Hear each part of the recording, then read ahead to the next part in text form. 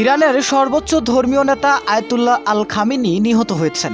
ইন্না লিল্লাহি ওয়া ইন্না ইলাইহি রাজিউন। মৃত্যুকালে তার বয়স ছিল ৮৬ বছর। রোববার ১ মার্চ ভোরে ইরানের রাষ্ট্রীয় গণমাধ্যম তার মৃত্যুর খবর নিশ্চিত করে।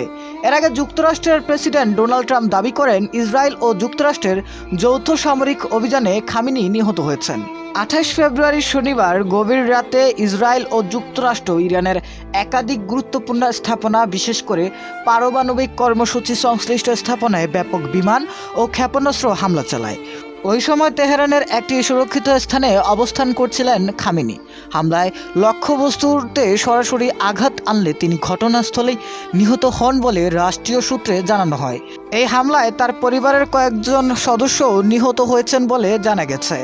১৯৮৯ সালে আয়াতুল্লাহ রুহুল্লাহ খামেনির মৃত্যুর পর আলী খামেনি ইরানের সর্বোচ্চ নেতা হিসেবে দায়িত্ব নেন।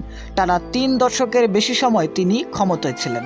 তার আমলে ইসলামী বিপ্লবী গার্ড বাহিনী রাষ্ট্রের সবচেয়ে শক্তিশালী প্রতিষ্ঠানে পরিণত হয় এবং ইরান আঞ্চলিকভাবে বিভিন্ন মিত্র সশস্ত্র গোষ্ঠীর মাধ্যমে প্রভাব বিস্তার করে। সাম্প্রতিক সময়ে পারমাণবিক কর্মসূচি নিয়ে যুক্তরাষ্ট্র ও ইসরায়েলের সঙ্গে দীর্ঘদিন ধরেই উত্তেজনা চলছিল ইরানের।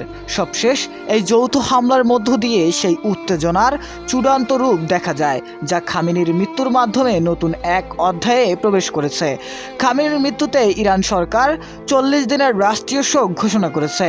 তার উত্তরসূরি কে হবেন এখনও তা নির্ধারণ করা হয়নি। এই ঘটনাকে কেন্দ্র করে ইরান ও পুরো মধ্যপ্রাচ্যের রাজনৈতিক পরিস্থিতিতে বড় পরিবর্তন আসতে পারে বলে ধারণা করছেন বিশ্লেষকরা।